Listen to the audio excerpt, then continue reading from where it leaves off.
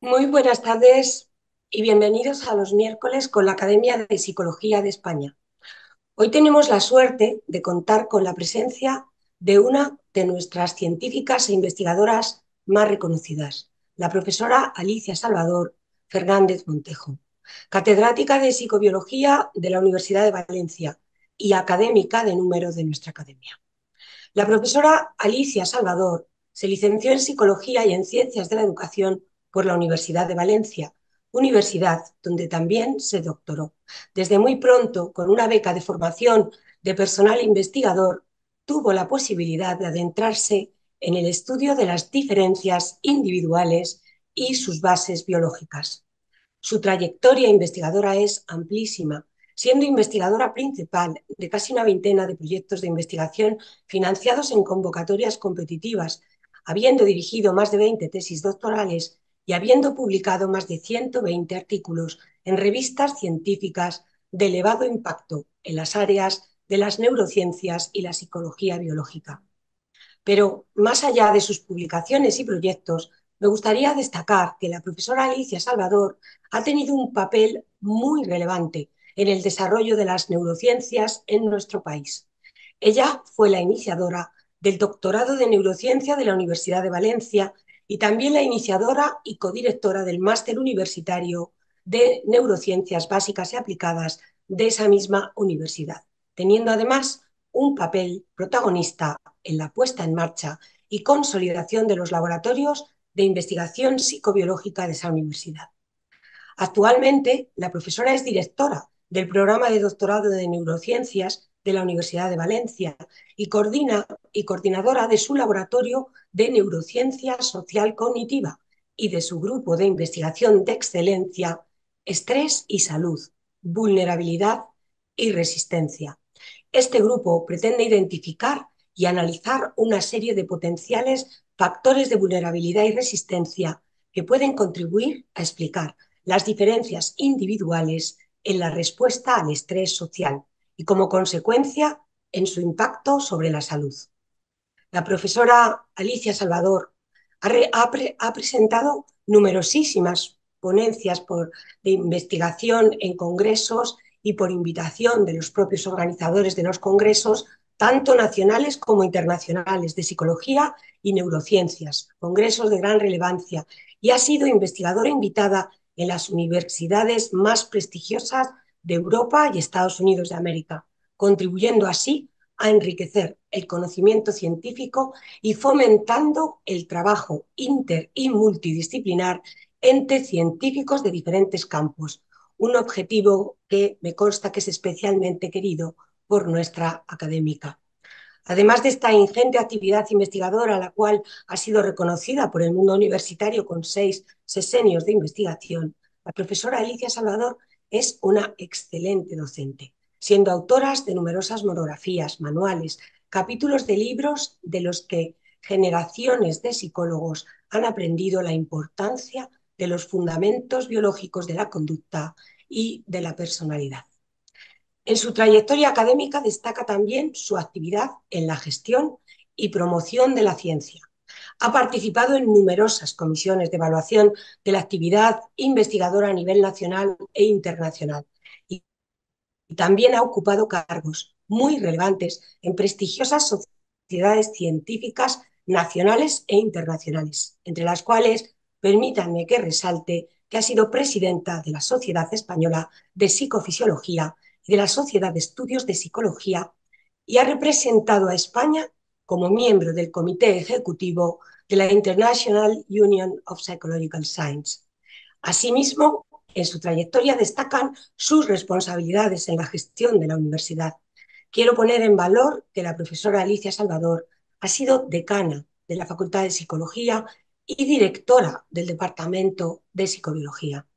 Hoy nos acompaña para hablarnos de un tema de máxima actualidad, que nos atañe a todos y para el que deberíamos prepararnos como sociedad en los próximos años: el estrés y los déficits cognitivos en enfermedades asociadas a la edad.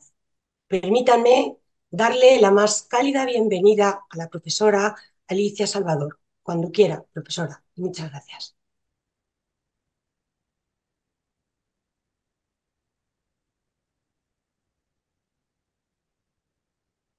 Pues muchas gracias, Maripaz. Ahora sí, ¿no? Muchas gracias, Maripaz, por estas amables palabras, por este recordatorio de a lo que he dedicado estos últimos 40 y algo de años a la universidad, en general a la Universidad de Valencia y a la investigación en psicobiología.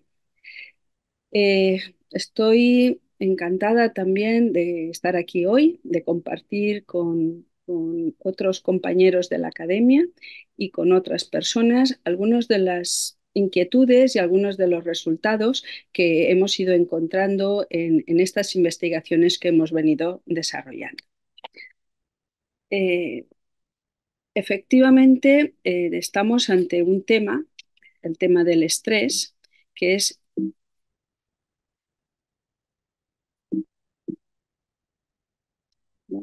ahora. El tema del estrés es un tema actual, fundamental, y va a ser uno de los que con el que voy a empezar un poco estos comentarios y esta presentación. Pero iremos abordando otros puntos como los relativos al cambio poblacional y a la importancia de las diferencias sexuales, envejecimiento y las enfermedades asociadas al mismo. Y pasaré ya en esta última parte a los resultados de investigación que hemos ido encontrando. Os decía que el estrés es uno de los principales problemas, ya lo dijo así la Organización Mundial de la Salud, con los que se iba a encontrar la humanidad en el siglo XXI. Y lamentablemente, pues no se equivocaba. El estrés es un problema cotidiano, general, y que nos atañe en distinta medida a todos nosotros. Su definición es bastante compleja y no existe unanimidad en ella. Ya Selye, uno de los principales investigadores sobre el estrés, ya planteó esta problemática. No existe unanimidad, pero sí existe la necesidad compartida de que hay que estudiarlo y trabajarlo y ver cómo podemos ir afrontándolo en las mejores condiciones posibles. Lo que sí que está acordado de forma unánime es que tiene mucha relación con la salud mental y tiene mucha relación también con la calidad de vida, elementos esenciales para el buen funcionamiento de la sociedad. Y eso es motivado por varias razones, entre ellas porque el estrés se ha ido asociando de forma continuada, existe evidencia que relaciona el estrés con el inicio, con el mantenimiento y con el agravamiento de una serie de trastornos y de enfermedades de distinto tipo. También el estrés se ha relacionado con conductas agresivas y conductas violentas y desde luego con el deterioro asociado al envejecimiento, incluso con las enfermedades neurodegenerativas. Todo ello tiene evidentemente un coste personal muy importante y tiene también un coste social, económico, tanto por lo que se refiere a los costes sanitarios, por ejemplo, como a los que puedan estar experimentando en empresas, en administración, etcétera, etcétera. O sea, el coste es claramente importante a esos niveles, a nivel individual, a nivel social. El estrés, hasta ahora lo estoy entendiendo todo el rato como un problema.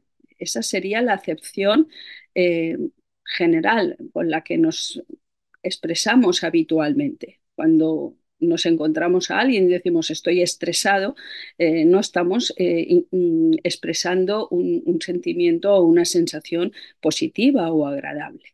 Esa acepción choca o contrasta con una acepción también, con una forma de entender el estrés como aquello que nos mueve, que nos provoca mejorías, cambios, nos permite adaptarnos a las nuevas demandas y es, por tanto, en gran medida puede considerarse como el motor de la evolución, el que ha permitido ir adaptándose y no acabar extinguiéndonos. Estamos, por tanto, ante una doble acepción positiva, negativa. Esto Selye, al que he mencionado previamente, ya lo indicó. Él hablaba del distrés y el eustrés. Últimamente, conforme sabemos, pues se van acumulando más datos, más información y entonces las cosas se matizan más. Últimamente se habla más de un estrés positivo, un estrés tolerable y un estrés tóxico. Esta última terminología está tomando bastante peso. En cualquier caso, lo que se ha ido comprobando y se ha ido considerando es que el estrés acaba siendo una experiencia personal, una experiencia que depende de nuestra propia constitución, de nuestras vivencias, de nuestra experiencia y de cómo vamos coloreando, calificando, etiquetando esas propias experiencias. El cerebro, como está aquí, es como ese punto final en el que se pueden estar procesando todos esos informaciones y datos que podemos además estudiar a muchos niveles de análisis.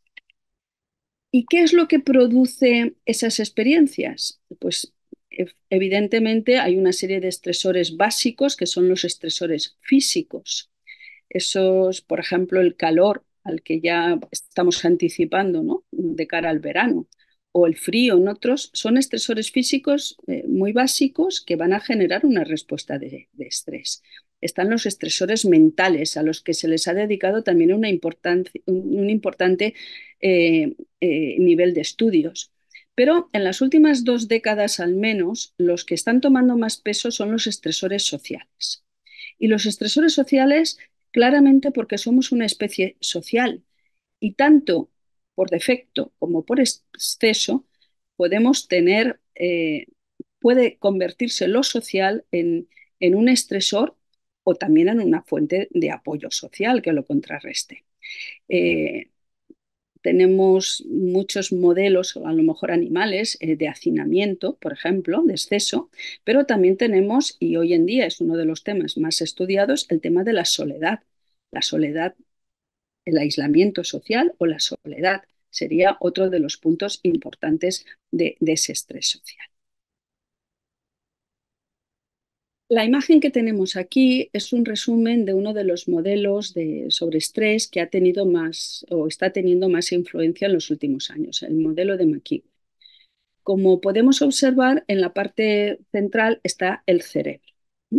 Y esto fue otro avance muy importante que solo se produce a finales o en la década de los 80. No solo es el estresor, sino es cómo percibimos el estresor lo importante. Entonces, el cerebro es el punto fundamental en que una serie de estímulos ambientales, como aparecen aquí, del mundo laboral, del mundo escolar, como algunos eventos básicos, como puede ser la muerte, el suicidio de un próximo o algún trauma, pues son percibidos y eso pone en marcha una serie de mecanismos fisiológicos, que es la línea que tenemos hacia abajo. Unas respuestas fisiológicas, esas respuestas fisiológicas que ahora iremos analizando así a grandes rasgos, suponen un coste para el organismo. En la terminología que adoptó McEwen, tomada de otros autores, eso sería la carga alostática, el coste que está teniendo. Pero nosotros, los organismos en general, respondemos no solo fisiológicamente, sino también conductualmente. La dicotomía más básica es la lucha o huida, que ya formuló Cannon en su momento. Y todos además sabemos que en situaciones de estrés, pues se rompen muchos de los hábitos de las rutinas saludables, por lo que se refiere, por ejemplo, al ejercicio físico, a la dieta, etcétera. Entonces, en cualquier caso, lo que hagamos tiene también repercusiones en la fisiología, esta flecha que viene hacia aquí abajo y también contribuye a esa carga alostática. Eso moviéndonos entre esta dicotomía, que sería la alostasis, que sería el proceso de cambio dinámico que estaría en la base de este modelo para conseguir la adaptación. En la parte de la izquierda lo que tenemos son las diferencias individuales, que un poco ya he hecho referencia antes. Tenemos nuestra constitución genética, cada uno con nuestros polimorfismos particulares, cada persona. Tenemos también cómo se ha desarrollado nos hemos desarrollado prenatalmente, postnatalmente, nuestras propias experiencias, cómo las vivimos, y todo eso repercute en cómo percibimos y en cómo respondemos. De manera que esa carga, ese desgaste, podríamos considerar, puede ir variando. Sabemos que las demandas son continuas. El reto cotidiano es constante, del tipo que sea. Y entonces esa homeostasis, esos valores que en una situación óptima se deberían mantener, aunque nunca siempre iguales. Quiero decirte, el modelo del ejercicio físico es magnífico para esto. Nos entrenamos para mejorar esas condiciones. Entonces, no se trata de valores fijos. Pero en cualquier caso, el estrés produce un desequilibrio y hay que contrarrestar el mismo, ¿no? Y bueno, ahí tenemos el coste y abajo tenemos el sobrecoste. La sobrecarga alostática, que es cuando ya entramos en una situación más delicada, más peligrosa, más asociada a esos trastornos y a esas enfermedades que, que decimos asociadas al estrés. Todos sabemos también que el estrés lo que produce es una activación. Es una activación muy compleja en la que intervienen muchos sistemas y se produce a muchos niveles. Pero está claro que todos admitimos también que hay dos sistemas básicos de respuesta. El sistema autónomo y sobre todo su vertiente simpática, la rama simpática, que es una respuesta rápida, es nerviosa, por tanto son señales de milisegundos y hay una respuesta que podemos observar a nivel periférico en muchos sistemas.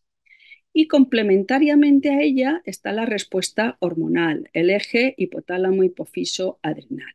Este eje parte también de ese núcleo del centro del diencéfalo, del hipotálamo, y va a promover una cascada química. Al ser una cascada química, es una cascada más lenta, es una respuesta que toma más tiempo, pero que complementa de forma muy adecuada a la respuesta previa. Aquí es la corteza adrenal la que producirá unos glucocorticoides y esos glucocorticoides, que ahora hablaremos de ellos, pues tendrán que ser controlados los niveles para que no rebasen los valores, digamos, óptimos para esa respuesta. Entonces, aquí ya tenemos por una parte catecolaminas con este sistema simpático, una respuesta cardíaca, una respuesta electrodérmica, una respuesta fuerte y rápida y complementariamente las hormonas, concretamente los glucocorticoides. Pero todo esto es aislar parte de la respuesta. Todo responde el sistema inmune, responden otras muchas hormonas, etcétera. Bueno, los glucocorticoides. Los glucocorticoides creo que todos nos resultan conocidos, sobre todo por la parte final, por los corticoides. Los corticoides son unos fármacos que se han utilizado mucho por su gran poder antiinflamatorio. Pero sabemos también que cada vez se toman con más cuidado. El principal glucocorticoide humano es el cortisol. La secreción del cortisol es, como hemos dicho, el cortisol acaba siendo el producto final de la cascada y tiene una distribución muy amplia a través de todo el organismo. ¿Por qué? Porque se distribuye a partir del sistema circulatorio y escapa de los vasos sanguíneos, pasa a las células, etc. Por tanto, el cortisol o los glucocorticoides los podemos medir en distintos fluidos corporales. El más común es la sangre, en suero o en plasma, pero en los últimos años se ha podido medir también las concentraciones concretamente en saliva, por ejemplo. Podría hacerse también en sudor o en otros, pero en saliva esto ha supuesto un paso fundamental para la investigación psicobiológica humana porque ha permitido conocer mucho mejor el funcionamiento de este eje y acumular muchos más datos. Uno de los aspectos importantes también que no podemos pasar por alto es que tenemos las hormonas, en este caso el cortisol, se secreta, se distribuye, llega a las células, pero se tiene que unir a unos receptores. El modelo de llave cerradura es el que siempre se nombra en este punto. Entonces, esas cerraduras, esos receptores, en el caso del cortisol, son de dos tipos, que son los que aparecen aquí, mineral, corticoides y glucocorticoides. Entonces, su distribución en el organismo y en el cerebro es diferente. Es también diferente su afinidad por la molécula. Por tanto, dónde están situados va a ser muy importante para ver cuáles son las funciones cognitivas o afectivas que acaba teniendo esta hormona.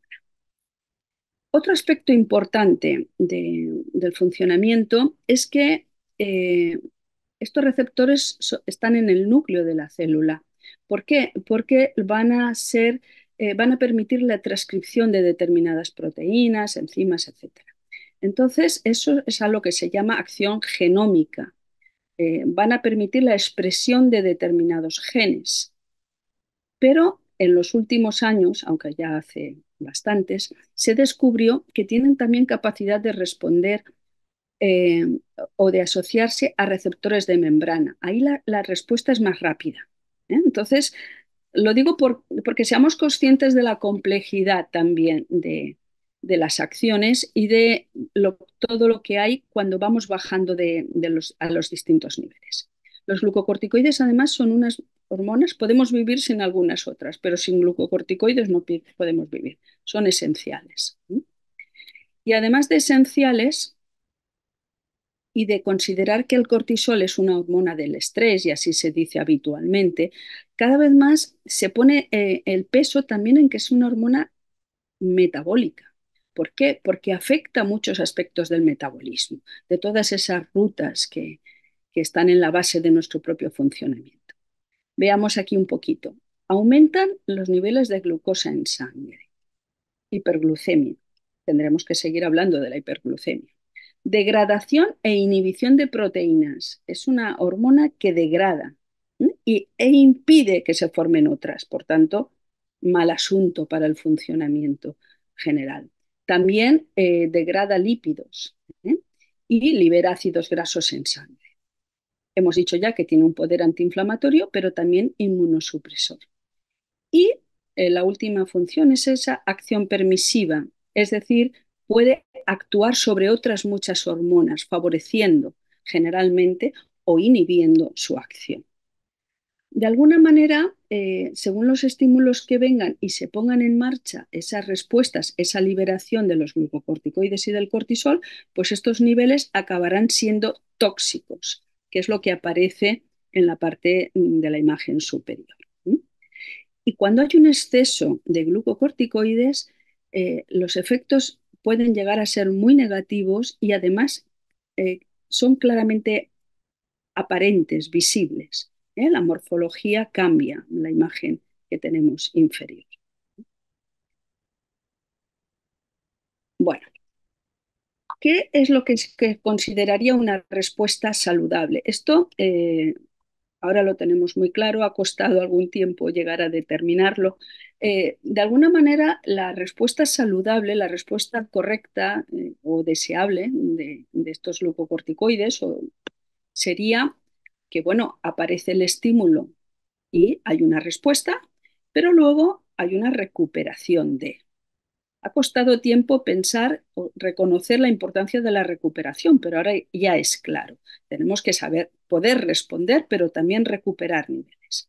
Lo que tenemos en la parte inferior son distintas posibilidades de respuesta. Y cada una de ellas, por ejemplo, en este caso de aquí, pues hay un estímulo que se produce muchas veces y entonces estamos respondiendo y recuperando de forma continua. Si el estímulo es el mismo, lo que habría en condiciones positivas o normales sería una adaptación, que sería lo que aparece aquí en marrón. Cada vez responderíamos menos a ese estímulo. Pero lo que aparece también muchas veces es que se da una respuesta, pero no hay recuperación. Los niveles se mantienen muy altos. Si se mantienen muy altos esos niveles, esos efectos que acabamos de ver en el metabolismo se mantienen. hiperglucemia, ácidos grasos, degradación de proteínas, etcétera. Pero también otra respuesta que es inadecuada es esta última que tenemos aquí. No hay respuesta. No hay apenas recuperación, pero es que no ha habido respuesta.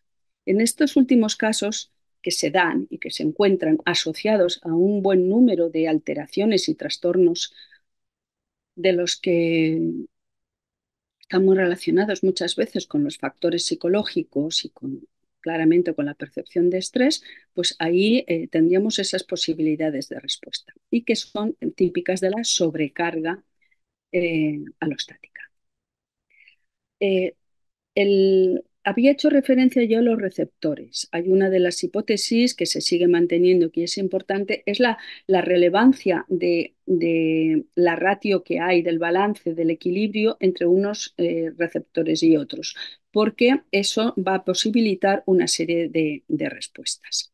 De hecho, en uno de estos modelos, lo que se está observando, y podemos verlo aquí de forma gráfica, es cómo la percepción de los estresores producen un doble efecto, producen una reacción de alarma y ponen en marcha unas redes neurales concretas que producen esa activación, pero también una valoración de la situación.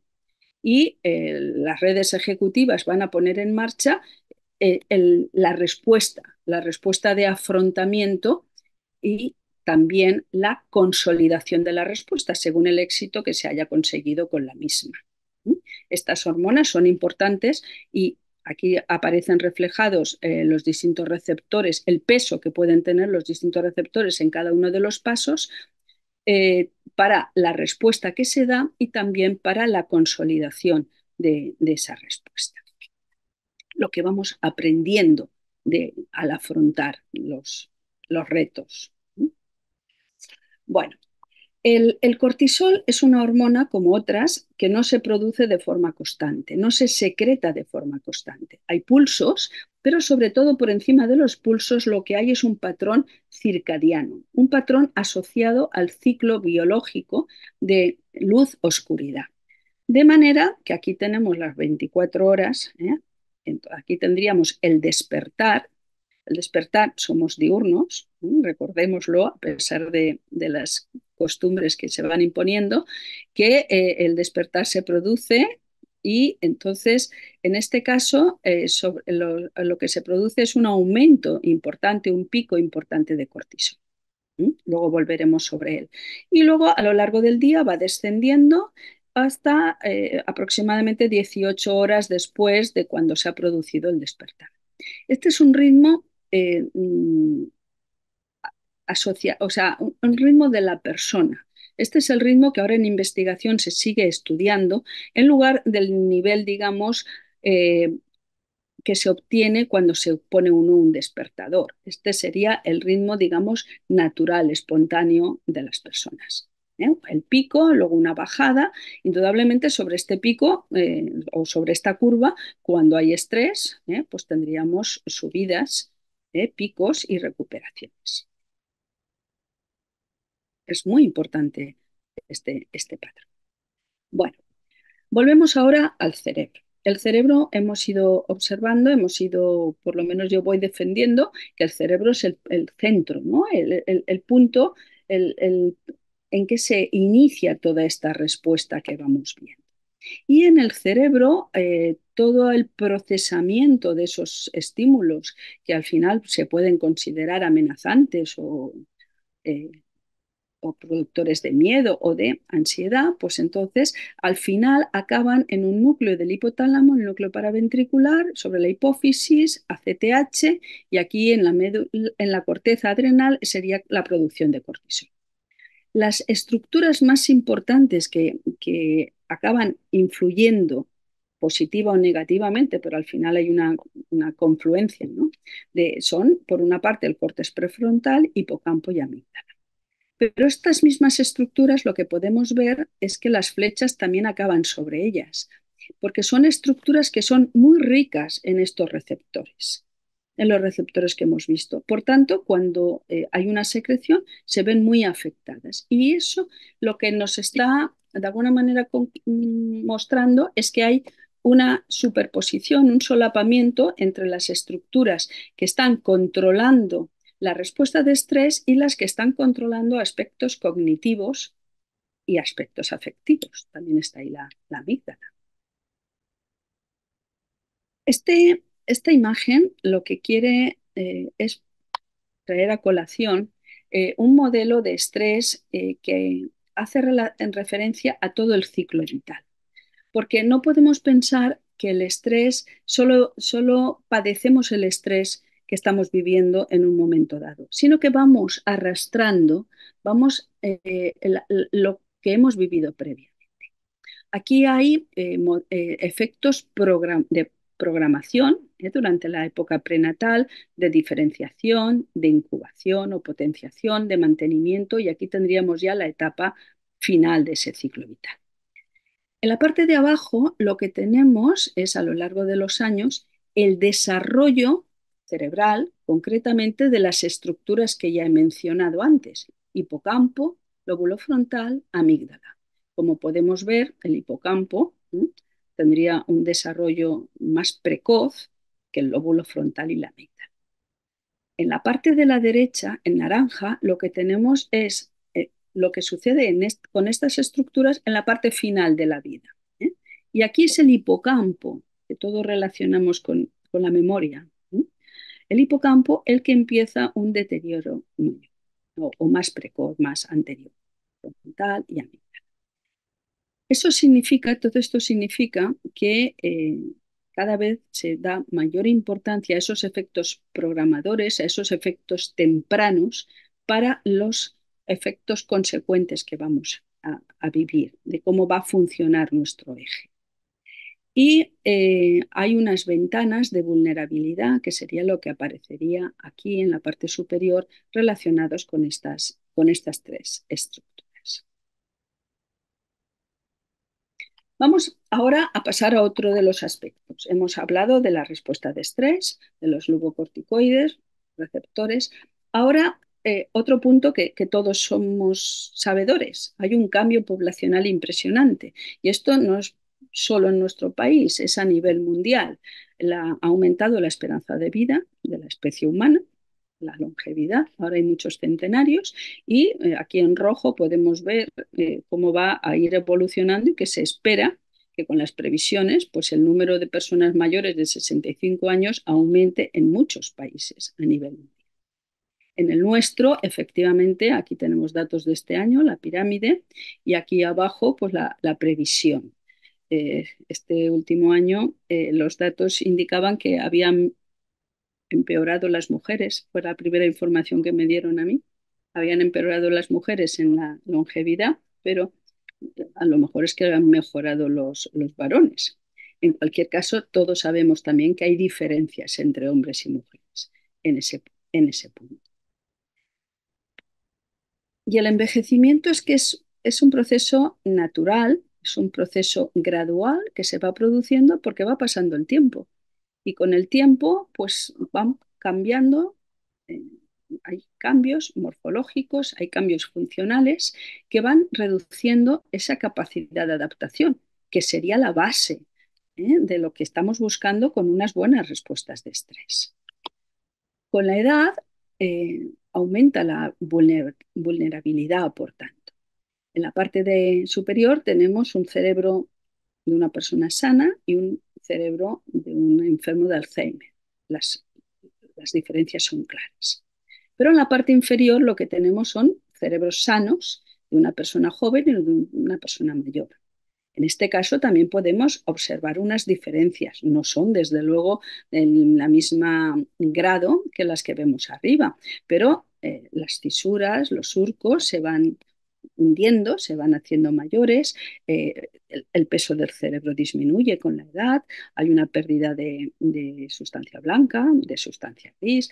Todo eso indudablemente tiene unas consecuencias en el funcionamiento y en los procesos cognitivos, que serían los que nos van a interesar a nosotros hoy más aquí. Hay, sin embargo, unas grandes diferencias individuales en cómo envejecemos. Hay trayectorias distintas.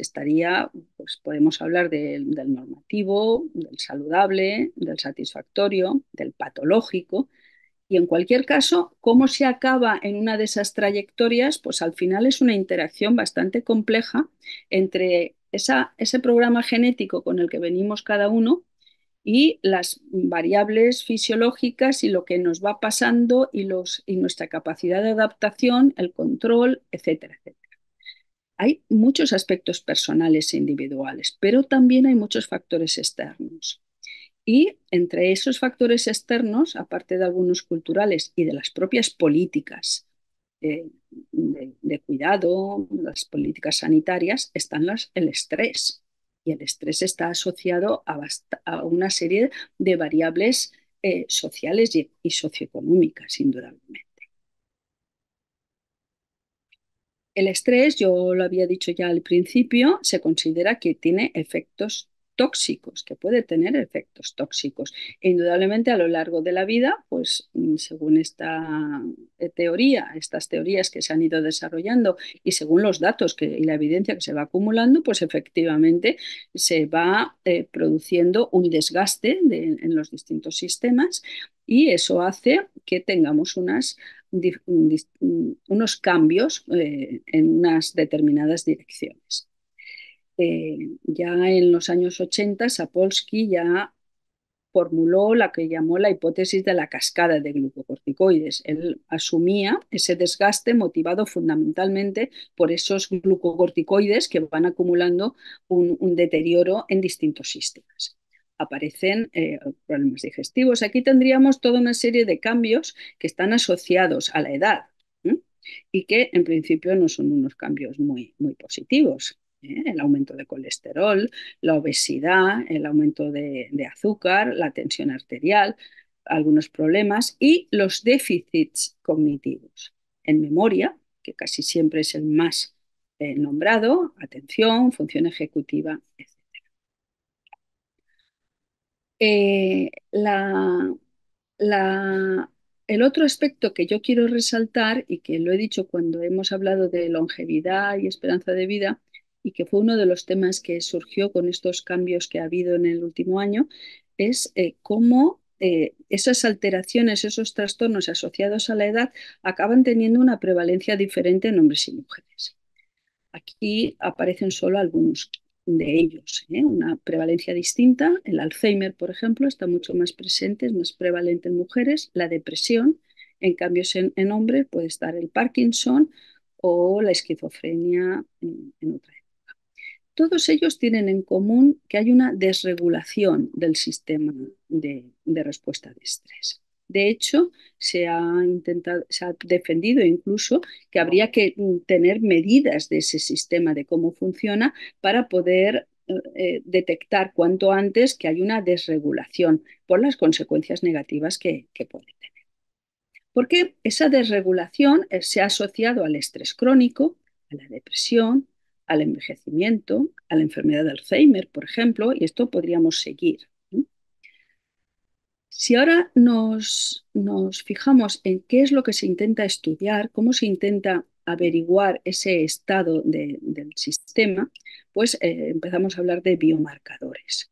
Y de los biomarcadores más relacionados con este eje, pues tenemos, aparte de estudiar la respuesta, es decir, de provocar una respuesta y luego ver si hay recuperación, eso sería una manipulación experimental que se hace, pero también se puede estudiar a lo largo de ese ciclo del cortisol que he mencionado antes, pues, y esto es lo que se está trabajando a nivel mundial, pues los niveles de cortisol al despertar, la respuesta matutina del cortisol, el pico que se produce entre los 30 y 45 minutos, el cortisol en la parte última de la noche o la pendiente desde los niveles iniciales a la bajada. Si es una respuesta más abrupta o más achatada. El envejecimiento, lo vengo diciendo, supone un deterioro progresivo de toda una serie de órganos, sistemas, de las funciones y ahí aparecen toda una serie de enfermedades. Y muchas de esas enfermedades cada vez más están siendo relacionadas con declive cognitivo. Eh, el declive cognitivo, sobre todo, se ha estudiado para trabajar o para saber más de las enfermedades neurodegenerativas, ¿eh? Las etapas previas, deterioro cognitivo leve, declive cognitivo subjetivo, pero cada vez hay más datos de que ese declive cognitivo está presente en otras muchas enfermedades que clásicamente no se habían asociado al cerebro. Con la edad, pues nos cambian muchos parámetros, ¿no? Aquí tendríamos algunos de esos parámetros. Entre esos parámetros, pues tendríamos el colesterol, ese colesterol, tendríamos la presión sanguínea, tendríamos vulgarmente el azúcar, la glucemia. Tenemos también un factor que se está trabajando mucho, que es el índice de masa corporal y sobre todo la obesidad abdominal. Todo esto relacionado con la situación actual del incremento de enfermedades de tipo metabólico. Hace un tiempo se hablaba mucho del síndrome metabólico, hace pocos años, y de hecho el síndrome metabólico y la obesidad pues se ha relacionado con un genotipo que se ha llamado un genotipo ahorrador. Y aquí cito un libro de un catedrático de fisiología, José Enrique Campillo, de Badajoz, El mono obeso, en que, bueno, pues va de forma divulgativa, va explicando cómo se ha desarrollado ese genotipo ahorrador que tiene muchas ventajas y ha sido seleccionado. ¿eh? Ha sido seleccionado porque en épocas de hambruna permitía aumentar las reservas grasas del organismo. Pero claro, en este momento eso es contraproducente y ese genotipo ahorrador lo que produce es obesidad y sobrepeso y propicia toda una serie de enfermedades asociadas. Una de estas enfermedades es la diabetes tipo 2. Hay varios tipos, todos lo sabemos, pero la 2 es la que está asociada a la edad y que actualmente se considera una epidemia a nivel mundial. Está asociada al estatus socioeconómico, aparece más en mujeres y tiene peor diagnóstico en mujeres. Se considera una enfermedad no transmitible o transmisible y cada vez está más claro que hay un riesgo importante de deterioro cognitivo e incluso de enfermedad de Alzheimer. Por tanto, se están estudiando biomarcadores relacionados con esta enfermedad, ¿eh? Los betamiloides, por ejemplo. Entonces, el estrés favorece la hiperglucemia, recordemos, estrés, ahora volveremos a ello, la diabetes tipo 2. Incluso se ha llegado a decir, algunos autores defienden que el Alzheimer, por lo menos algún subtipo, podría ser una diabetes tipo 3. La relación del estrés con la diabetes vendría dado por ese estrés crónico, activación del eje, esa grasa abdominal, también en órganos, el sistema autónomo, la resistencia a la insulina, la glicosilada, triglicéridos, etcétera. Y aquí tenemos el sistema inmune, del que hemos hablado nada, pero que también es importante. Y todo ello contribuye a esa diabetes tipo 2. El estrés es un factor fundamental. Aquí a un ladito aparece depresión con un interrogante porque la depresión es algo que no podemos olvidar. Uno de los datos que hay es, por ejemplo, esa respuesta diurna que decíamos antes del cortisol al despertar en las primeras horas, pues ya se está viendo que efectivamente en los diabéticos tipo 2 es más pequeña que en las personas sanas. Y ya en este punto ya voy a hacer referencia a algunos de los datos que nosotros hemos ido encontrando en nuestros estudios. Nosotros llevamos ya un tiempo en un proyecto, el proyecto NEME por la memoria, porque nos ha parecido siempre muy importante porque todos nos quejamos de nuestra memoria. Es tal el volumen de información que tenemos, los canales, etcétera, que todos parece que necesitemos mucha más capacidad. y está muy relacionada indudablemente con el envejecimiento, con el deterioro cognitivo, etc. El esquema básico es cómo un determinado estresor afecta a estos ejes que he mencionado antes, a los glucocorticoides, al sistema simpático midiendo un indicador del mismo, la alfa-amilasa, que a través de su acción sobre el cerebro pues va a actuar con efectos en la memoria. Y que eso va a depender de los tipos de memoria, que como todos sabemos ya hay muchos, y también el tipo de material a recordar. Las diferencias sexuales es un elemento que siempre tenemos presente. Y hemos visto, además de estas diferencias sexuales, la edad, algunas características como la depresión, el optimismo, soledad y aislamiento, que lo había dicho, la condición física, algunos polimorfismos y algunas enfermedades, que es a lo que quiero yo referirme. Eh, Aquí estos primeros datos son de una manipulación experimental. Esto consiste en exponer a las personas en el laboratorio a un estresor. Y hay muchos tipos de estresores, hemos utilizado varios. Yo solo voy a hacer referencia a este aquí. Este es un estresor psicosocial, además está estandarizado y se está utilizando en laboratorios de todo el mundo. Para los que nos dedicamos a la academia es muy sencillo, porque al final una persona tiene que presentarse ante un comité formado por X personas y tiene que intentar convencerle o convencerle de que es el mejor para una determinada posición que le interesa.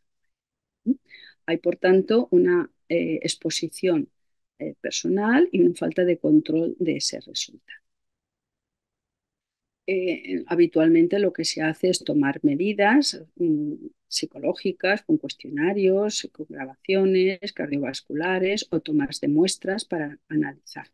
Y el estresor se presenta en un momento determinado y antes y después se toman medidas. Medidas de, por ejemplo, en este caso, de frecuencia cardíaca o tomas de muestras para análisis hormonales. Aquí tenemos algunos resultados. En esta gráfica lo que tenemos es esa respuesta que yo he dicho que es la importante, la interesante, respuesta, reaccionar y recuperar. Entonces, en esta parte de aquí lo que tenemos, podemos observar son eh, las, los picos de respuesta en estos dos grupos que son hombres. Hombres expuestos a esa situación de estrés que menciona. Los cuadraditos blancos son los mayores y en negro son los jóvenes. Entonces podemos ver que los jóvenes recuperan, suben casi igual que los otros y recuperan mejor. Los mayores les cuesta más recuperar. En la parte inferior tenemos a las mujeres. Las mayores no recuperan. Y las jóvenes pues apenas tienen respuesta, porque en este caso esto depende del ciclo menstrual. Las líneas que tenemos aquí abajo son estas mismas personas se expusieron a una situación de control. Entonces, no había estrés, pues no había respuesta de cortisol. Si no hay estrés, pues tenemos una bajada del cortisol, como hemos visto antes. Los indicadores del sistema simpático, pues en el caso de la alfamilasa, solo mostraron diferencias relacionadas con la edad, y apenas diferencias en la. ¿Qué pasaba con la memoria? En este caso, yo traigo un poco de datos así. En este caso, el estrés se producía antes de una prueba que tenían que hacer, que en este caso era memoria declarativa episódica, una lista de palabras que se presentan en 5 ensayos y van aprendiendo. Aquí tenemos la curva de aprendizaje, los 5 ensayos van aprendiendo, a continuación hay una interferencia y otra vez se les pide la lista y luego ya a los 30 minutos. Esta curva es la curva de los jóvenes. Esta, como vemos, es la curva de los mayores. En la curva de los mayores, lo que vemos aquí son unos asteriscos que enseguida sabemos ya que ahí hay diferencias significativas y es porque en los mayores la lista de interferencia sí que produjo efectos en las personas expuestas al estrés. Tuvieron un peor rendimiento, les afectó. Eso se relacionaba con la dificultad en inhibir información irrelevante que se produce con la edad. Y también aquí teníamos otra diferencia significativa que nos llevó a estudiar la memoria de trabajo. Pero la memoria de trabajo, que es más dependiente de la corteza prefrontal, mientras que la anterior es del lóbulo temporal y del hipocampo, entonces aquí no encontramos diferencias. Solo hubo unas pequeñas diferencias en el caso de aquí todos son mujeres, son hombres y mujeres mayores. En 2 estudios, personas distintas, pruebas distintas, pero estudiando memoria de trabajo. Entonces, aquí no hubo efectos salvo esa pequeña diferencia. ¿Qué pasa con los diabéticos? Los diabéticos, la literatura dice que parece que hay deterioro cognitivo, pero no hay estudios experimentales, apenas. Había uno cuando nosotros hemos publicado este sería el segundo, y el otro tenía varias dificultades. Eh, las relaciones que se están dando son sobre todo de estudios epidemiológicos, ¿eh? En que hay 2.000 o 3.000 o 4.000 estudios en Canadá, estudios en Inglaterra, donde se analizan esas relaciones. Aquí nosotros vimos, estos son todos diabéticos que se exponen a estrés y diabéticos sin estrés. Y entonces, pues los diabéticos con estrés responden adecuadamente en cortisol y en alfa. Y su respuesta está relacionada con el rendimiento. Hay otras respuestas que son las que están más relacionadas con la curva circadiana que hemos estudiado. Bueno, lo que yo he pasado son unos datos en personas sanas, que tienen la curva y que hay una relación del CAR. En este caso, ahora volveremos si acaso a eso, en este caso aquí tenemos diabéticos y personas sanas. Y aquí podemos ver esa respuesta matutina, ¿no? La primera, ¿eh? Tenemos a los 30 minutos y a los 45 minutos, pues ya vemos que los sanos tienen una respuesta mayor, sería la esperada, pero los diabéticos tienen una respuesta más pequeña. Y aquí tenemos niveles de glucosa, porque medimos la glucosa antes y después de la evaluación neuropsicológica. En la evaluación neuropsicológica encontramos diferencias significativas en todas las pruebas que pasamos entre mayores diabéticos y mayores sanos que estaban equiparados en nivel socioeconómico, nivel socioeducativo, índice de masa corporal, etc. Entonces aquí lo que tenemos es diferencias en esa curva que veíamos antes, diferencias en historias, en memoria no ya de palabras, sino de historias. También la tenemos en función ejecutiva, la tenemos en el STRUP, o sea, aparecen diferencias significativas. Nuestro interés ahora, y eso no tenemos datos estudiados, hablar de estos 2 grupos de diabéticos y sanos en esa situación de estrés, a ver qué pasa. Hasta ahora las diferencias cognitivas aparecen, los déficits cognitivos aparecen asociados a la diabetes. La diabetes hasta ahora sobre todo se estudiaba o los, ¿cómo decirlo? Los grandes problemas provenían de los problemas en retina, las retinopatías, el pie diabético, algunos, pero claro, con el tratamiento diabético las personas viven más años y entonces se pueden estudiar otros, y eso se controla además. Entonces se están estudiando efectos cognitivos, también en otras enfermedades, pulmonares, por ejemplo. Bueno, aquí lo que quiero ya poner de relieve en esta última parte es, bueno, la diabetes está muy asociada al estrés, está muy asociada a la obesidad, que es otro de los problemas de alimentación importantes que tenemos. Todo eso está muy relacionado también con los factores biológicos o químicos que se están produciendo, las hormonas.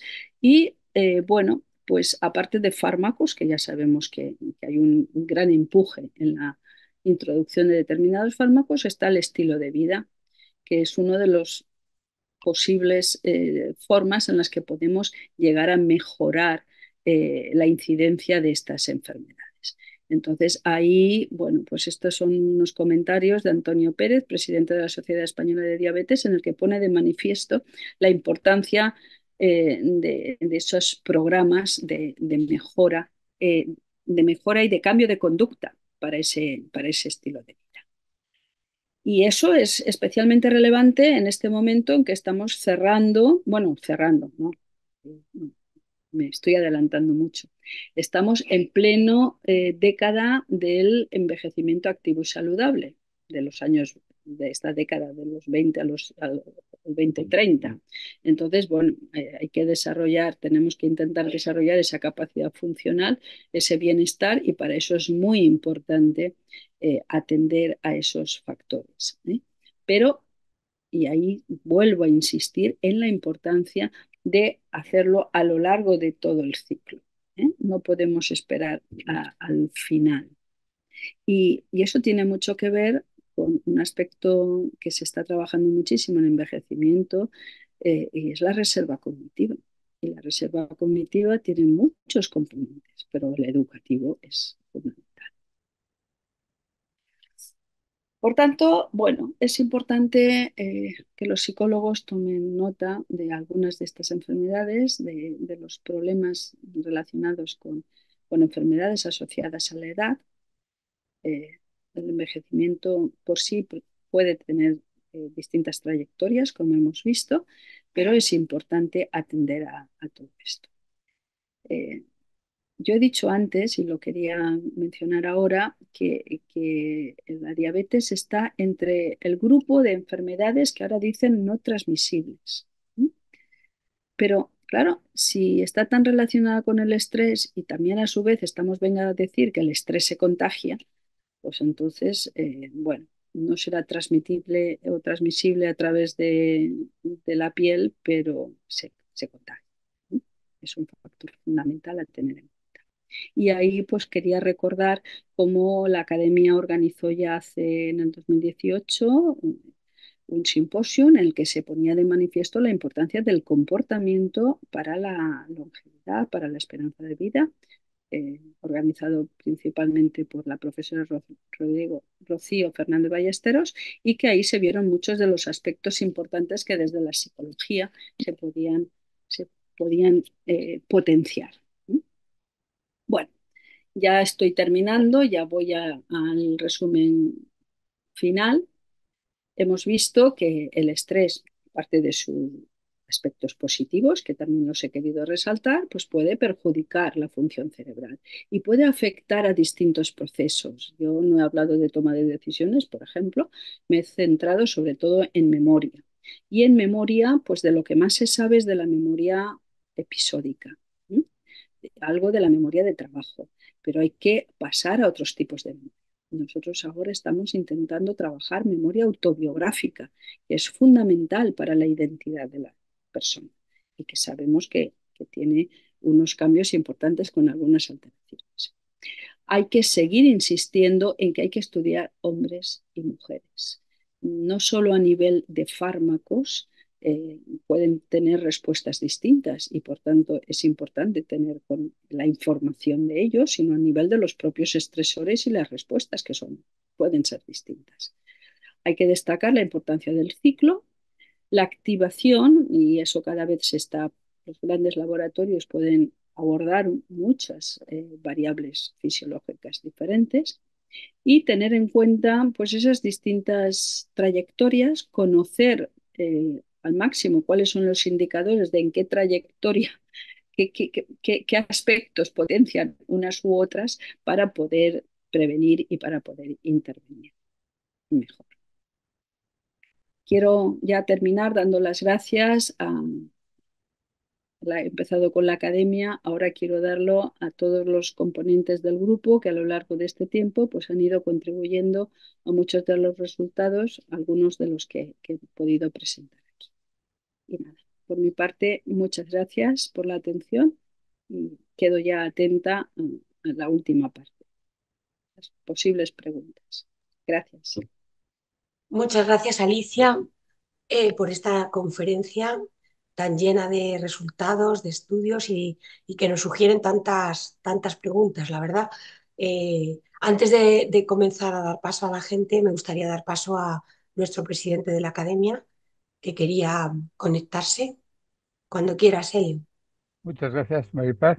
Mi, mi más cordial enhorabuena y además muy interesada a la conferencia, a la conferenciante y a los temas que ha estado desarrollando, porque no siendo ni padeciendo de diabetes, padezco de años y eso no hay quien lo cure, pero sin embargo está perfectamente claro que hay un aspecto fundamental que es el estilo de vida al que se ha estado refiriendo y que yo pido a nuestra conferenciante que de alguna manera se familiarice y se difunda las principales líneas que ese estilo de vida tiene que llevar.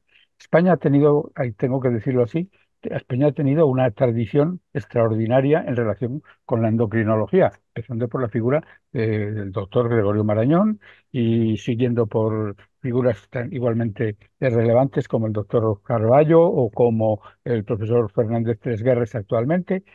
La investigación que hace Alicia Salvador es realmente de primera línea y por tanto yo espero y deseo llegar a tener un pequeño resumen de reglas de buen vivir para tener no ya estrés, sino perfecto funcionamiento en nueva edad que voy viviendo, gracias a Dios. Muchas gracias, Alicia, por esta conferencia y dejo paso al resto de los aquí presentes para que pregunten y analicen y sigan la línea de colaboración que estas conferencias conseguimos tener gracias a Maripaz García Vera, que lo organiza adecuadamente. Un abrazo. Gracias. Muchas gracias, Elio. Muchas gracias, Elio. Muchas gracias, presidente. Alicia, bueno, ya han empezado aquí las felicitaciones en el chat. Dentro de las felicitaciones por esta estupenda, magnífica conferencia, excelente conferencia, profesora, felicitación por una charla tan amena e informativa. Hay una pregunta. ¿Sería posible modular el estrés a nivel inmunológico? Pregunta Jorge Arias. ¿Sería posible, perdón? ¿Sería posible, sería posible modular el estrés a nivel inmunológico? Ya he visto que tenemos un académico, Gonzalo, ya te he visto para después, ahora a continuación. Hay relaciones recíprocas entre el endocrino y el inmune. Entonces, evidentemente, se pueden hacer interacciones, se pueden estudiar esas interacciones y probablemente se puedan también utilizar y, Muy y bien, permitir modular. muy bien. Gonzalo Musito, nuestro querido académico, había levantado la mano, me parece. Gonzalo.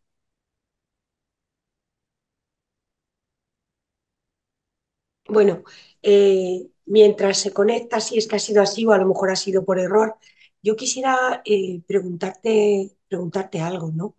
Eh, Creo que el declive cognitivo que se produce cuando las personas de 90 años de repente pierden un ser querido, ¿no? No solamente por la pérdida, sino también por el proceso de enfermedad que se produce, es grandísimo y es como una en picado absoluto, ¿no? Yo desgraciadamente lo he visto en personas de mi entorno y la verdad es que siempre me he preguntado cómo era posible que fuera tan extremadamente rápido, ¿no? Y bueno, mi pregunta sería si en personas tan mayores, porque has estado comentando los datos, ¿no? Y obviamente la recuperación y tal, en situaciones de estrés, aunque ya la situación de estrés haya pasado, si existe posibilidad de recuperación y cuál sería la manera de ayudar a que se recuperasen. Me has puesto un caso ya bastante extremo, ¿no? De 90 y tantos años, que supongo 90, sí, 91. claro, que habrán vivido ya muchas situaciones de pérdidas. Ahí hay un acúmulo bastante continuado. Afortunadamente cada vez se llega a más edad, pero en el camino se van perdiendo muchos compañeros y compañeras de viaje. Entonces, son pérdidas que tienen difícil difícil solución. Indudablemente, yo he hablado del apoyo social como uno de los mejores componentes que hay hoy por hoy para resolver ese tipo de situaciones. ¿No? Eh, Porque y personas que están bien, y de hecho conozco bastantes casos, lo que pasa es que yo en este campo no soy ni mucho menos experta, y personas que están bien, que llevan su vida bien, que se toman la medicación, hacen la comida, llevan su vida perfectamente. De repente surge una situación de enfermedad con la pareja, ¿no? Y esa enfermedad ya les descoloca completamente, la pareja muere y de repente no son capaces ni de acordarse dónde guardan las llaves, de cómo tomarse la medicación. Personas que estaban de maravilla a los 90 años y de repente se produce bueno, pues no sé, tú lo has descrito muy bien, ¿no? Un declive cognitivo con todos los tipos de memoria, pero sobre todo con la que les hace falta para el día a día, porque la biográfica parece que se tienden a acordar más. ¿Se puede hacer algo desde el punto de vista clínico cuando nos encontramos a estas personas? ¿Se te ocurre que podamos fomentar lo que has dicho del apoyo, ¿no? Lo que has dicho de, del supongo, apoyo es fundamental. Lo otro a lo que te estás refiriendo, que es otra de las memorias que estamos trabajando ahora, que es la memoria prospectiva, es la memoria asociada a esas tareas que tienes que hacer o que planificas hacer y que están en relación a unos periodos concretos, como podría ser la medicación, ¿no? Los momentos en que hay que tomarse la medicación o lo que hay que hacer después de. Por ejemplo, eso es la memoria prospectiva que también es fundamental. La autobiográfica, pues sabemos que es muy importante, sobre todo teniendo en cuenta lo que estamos mirando ahora, es teniendo en cuenta que por qué se recuerda, porque uno se pone a recordar sobre el pasado, ¿sabes? Porque puede ser para enfrascarse en cosas negativas, y eso tiene mucho que ver con las situaciones depresivas, o para querer mostrar a otros, por ejemplo, en plan educativo, por decirlo de alguna manera, ¿no? Se resuelve así o lo resolvíamos así. Pero bueno, yo creo que el apoyo social es un aspecto fundamental, es luego pues ayudar a... Pero claro, yo también te digo que nosotros estamos trabajando con personas, pues hemos empezado con periodos de 55 a 75 años, estamos en un margen todavía en que se está disfrutando mucho todavía de la vida. 90 años, pérdidas muy fuertes, yo creo que son difíciles de solventar. ¿eh? El apoyo de la familia es fundamental. Yo no sé el caso en eso, pero sí que es una situación en la que se rompe la estructura de la persona, si además estaban conviviendo, ¿no? Y entonces, bueno, pues todo se puede venir abajo. Y puede no haber ya motivo suficiente para seguir peleando, que sería otro de los aspectos fundamentales, ¿no? Para seguir enfrentándose y afrontando. muchas gracias. La verdad, Alicia, es que estáis trabajando en un tema que es, yo creo que uno de los temas prioritarios, ¿no? Que deberíamos abordar en la sociedad, porque es lo que durante los próximos años realmente vamos a tener que abordar y vamos a tener que... Yo insisto todo el rato en lo del ciclo vital porque te vas dando cuenta de que la regulación, perdón, la regulación del estrés pasa por lo que entenderíamos por regulación emocional en gran medida. Y entonces eso hay que aprenderlo también. Y eso no podemos esperar a ser mayores para aprenderlo. Tenemos que ir aprendiéndolo. Y eso es lo que yo creo que es un factor fundamental para, para mejorar el futuro y la vivencia de unos con otros. A mí me ha parecido muy interesante, además, que mencionaras el papel de esta memoria autobiográfica, ¿no? Que da sentido a la vida de las personas, ¿no? Y que en la parte más clínica se llevan a cabo programas, por ejemplo, en las residencias de ancianos, pues para que recuerden para que tengan ese recordatorio de su narrativa vital completamente presente, ¿no? Y la verdad que sí que tiene efectos, y tiene efectos en el bienestar, tiene efectos en que realmente esas personas recuerdan su vida y la verdad que en eso creo que sí que se están recogiendo un poco, ¿no? Los avances esos a nivel clínico, ¿no? O sea que realmente creo que este tema pues tenemos que hacer un trabajo conjunto Hombre, muy yo interesante. creo que, fíjate, tenemos que seguir dando pasos en que esa evaluación neuropsicológica vaya abordando cada vez más aspectos más ecológicos, por decirlo de alguna manera. Es decir, pues la memoria está con las listas de palabras, está bien, pero bueno, nos da información de un proceso, ¿no? Vale, pero tampoco vamos a llegar muy lejos con esa lógica. Es verdad que hay test que están ya organizados de manera que son cosas más familiares o más próximas o más cotidianas, pero creo que hay que pasar a lo que luego puede ser más directamente aplicado, ¿sabes? La Eso verdad es creo que es un reto que tenemos. Sí, la verdad que es un reto muy importante porque yo creo, como estaba diciendo antes nuestro presidente, que al final esto nos lo vamos a encontrar, nos lo vamos a ir encontrando todos, ¿no? Y pues da gusto también ver que hay grupos de investigación trabajando en esto con tanta rigurosidad y tanta seriedad como el tuyo. Y no veo más preguntas por aquí, no sé si hay alguna que se me esté pasando.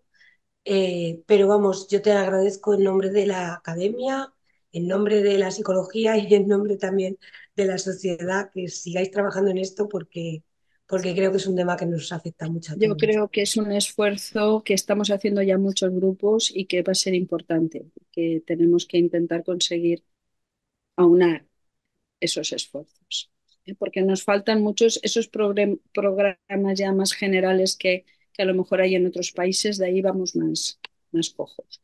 Pero de esfuerzos de grupos hay muchos y que yo creo que seguiremos. Bueno, eso está bien, porque como es un tema tan relevante, está bien. No veo más preguntas. Te agradezco muchísimo tu conferencia. Sí que veo muchas felicitaciones en el chat. Eso sí, está todo el mundo ahí. Muchas gracias. Una charla muy interesante. Gracias por la estupenda intervención. Y bueno, pues yo quiero darte las gracias por haber participado en los miércoles con la academia. Y también quiero animar a las personas que han asistido, darles las gracias por su asistencia y animarles a que estén en nuestras dos próximas actividades, ¿no? El día 13 de junio presentaremos los 3 volúmenes. Ah, mira, Gonzalo, vuelvo a ver tu mano. ¿Estás ahí? Oye, Sí, sí, ahora la veo yo también. bueno, es que, bueno, este es un problema de conocimiento de la técnica y ahí tengo yo muchos déficits. No sé si será por la vejez o será por una especie de rechazo a todos Tranquilo. estos instrumentos que traen aquí enfrente. Primero, Alicia, me gustaría, ya me ha dicho el presidente, pero sí que me gustaría sinceramente felicitarte por la conferencia. Además, me ha servido de mucho para poder después mi ponencia sobre la ideación suicida en personas mayores. Y me gustaría saber una preguntita que, bueno, probablemente ya sea tarde porque no estábamos despidiendo y lo siento mucho, pero ha sido un problema técnico o problema o de conocimiento probablemente. El papel del apoyo social, sobre todo en situaciones en las que la persona con un alto índice de estrés carece o percibe que no tiene los recursos necesarios para afrontar un problema. Y hay muchas situaciones en las que, por ejemplo, uno puede estar percibiendo, pero también puede percibir que no merece la pena seguir viviendo, que es uno de mis argumentos cuando entramos en la ideación suicida, esto que hay una contradicción muy fuerte en esas situaciones. Entonces, me gustaría saber, porque eso afecta muy negativamente las formas de afrontar el estrés. No lo sé. Me parece a mí, vamos, es una cuestión muy experiencial, pero, en fin, me gustaría conocer tu experiencia, sobre todo A por un ver, campo en el que desconozco. Gracias, Maricia. gracias, Gonzalo, por tus comentarios. A ver, ideación suicida es un tema que además hemos abordado recientemente. Uno de los libros, no sé si lo iba a nombrar Maripaz ahora, el que ha coordinado Javier Urra. Ahí tenemos un capítulo, profesora Vanessa Hidalgo y yo misma, sobre ideación suicida en mayores, ¿eh? Porque efectivamente eh, a ver, con la edad lo que aparece ya de forma mucho más frecuente que en otros periodos de la vida es ideas sobre la muerte, es pensar sobre la muerte. En otros momentos de la vida, pues no se piensa tanto, pero conforme vas avanzando en los años, pues lo tienes más presente. Entonces, el tema que no hay que confundirlo con la ideación suicida, ¿eh? Pero a la ideación suicida nosotros llegamos por el tema del diagnóstico de deterioro cognitivo como fase previa al Alzheimer, que eso sí que lo tenemos publicado también. Entonces ahí aparece como un aspecto muy importante, muy asociado con la depresión. Es decir, cuando a uno le dan un diagnóstico de ese tipo, pues es como bastante natural, por decirlo, no sé cuál sería la palabra decirlo, pensar, ¿no?, en lo que le viene a uno y si sabe algo de la enfermedad. Entonces, pues claro que el apoyo social es muy importante. No sé cuán determinante, porque ahí tienen que haber también otros factores fundamentales relacionados con, la, con el objetivo de vida, con las propias creencias eh, religiosas de las personas. Hay muchos aspectos ahí asociados.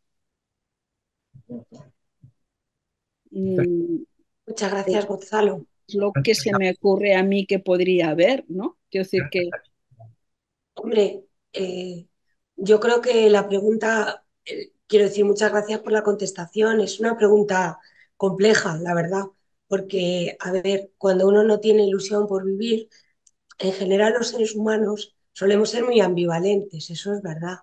Pero es verdad que muchas veces no queremos vivir, pero al momento queremos vivir.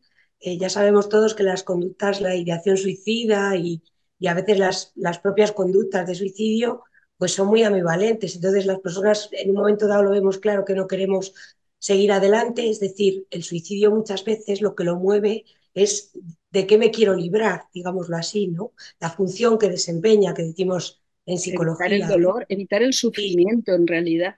exacto, los psicólogos clínicos solemos siempre decir que en las conductas suicidas no se busca tanto el por qué, sino el para qué, ¿no? Y el para qué es eso de para qué, para librarme del bullying, si es un niño, para librarme de... Entonces, claro, en este caso, como comenta nuestro académico Gonzalo Musito, pues claro, la verdad es que librarse de una enfermedad como esa u otras que generan dolor, pues es obvio que va a generar más, ¿no? Entonces, es un tema muy interesante. Quizás ahí, desde el punto de vista clínico, digo, que es el único que yo quizá pueda decir algo, sería primero tratar ese deseo de vivir y tratar de amortiguar todo el sufrimiento que en realidad se está tratando de evitar con esto y recurrir, como muy bien dice Alicia, pues a los valores de una persona, a lo que realmente se puede esperar del tiempo que me queda, que también puede tener momentos bonitos con la familia, despedirse con la gente, es decir, sacar de lo horrible pues lo que pueda ser más coherente con uno, que le vea significado y que aún así le motive para aguantar ese sufrimiento o esa idea, ¿no? Pero realmente es muy difícil, ¿no? O sea, es un trabajo complicado, ¿no? Con gente que tiene estos problemas. Pero el apoyo social es fundamental ahí, Fundamental, pues está sí, claro. fundamental. Bueno, yo no sé si ya son, bueno, el tiempo pasa volando. Aquí siguen apareciendo, profesora, nuevas enhorabuenas. Gracias por la estupenda intervención. Yo simplemente darte las gracias una vez más a todos los que habéis participado, a todos los que habéis estado con nosotros, los que habéis formulado preguntas, a todos. Y a Alicia, pues por esta maravillosa conferencia que nos va a dejar a todos pensando, por lo menos un rato largo, aunque luego nos despistemos de este tema y sigamos hacia adelante, ¿no? Muchas gracias. Realmente lo que ha comentado Alicia del libro sí que lo vamos a presentar ese libro seguramente en septiembre porque va a salir ahora, todavía no ha salido, entonces va a salir ahora y en septiembre seguramente lo presentaremos, coordinado por Javier Urra y con la participación de nuestros académicos como Alicia, muy interesante, la verdad. Pero el próximo acto que tenemos, digámoslo por invitarles, es el 13 de junio, que vamos a presentar los 3 volúmenes de la Academia de Psicología que se titulan Psicología para un mundo sostenible. Son 3 volúmenes que recogen los discursos de ingreso de los académicos. Creo que dan un punto de vista muy, muy actualizado, muy innovador sobre temas muy interesantes. Y lo presentaremos el 13 de junio también online. Ya enviaremos la información y si no está en nuestra página web, que basta con poner Academia de Psicología España, enseguida sale. Y luego también pues tendremos una conferencia como la de hoy, de los miércoles, el día 26 de junio, a cargo del académico Fernando Chacón, que se titula ¿Existe el altruismo? Aportaciones de la psicología social sobre la naturaleza humana. Muchas gracias, Alicia. Ha estado fantástico y a mí me has dejado pensando un montón de cosas. La verdad te lo agradezco y por lo que veo en el chat, yo creo que a todos. Muchas gracias y un placer Un placer. estar aquí un miércoles más activa que otras veces. Muchísimas gracias a todos. Un beso y hasta la próxima conferencia. Muy bien. Gracias. Gracias a todos. Hasta luego.